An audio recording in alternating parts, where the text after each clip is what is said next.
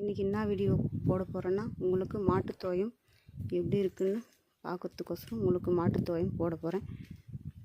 பாருங்க வியூவர்ஸ், இப்படி இருக்கும்.